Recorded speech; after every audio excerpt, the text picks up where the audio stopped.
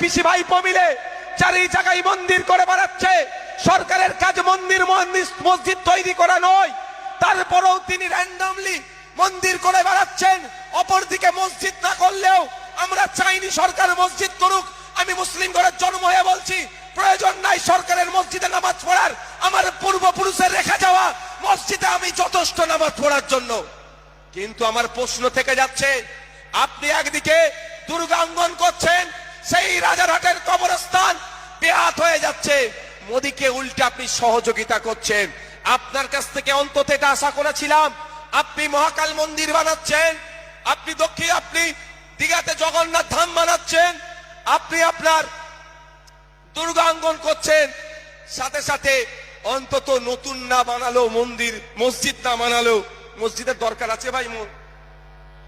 মমতা ব্যানার্জি বানিয়ে দেবে, তারপরে নামাজ করতে হবে না?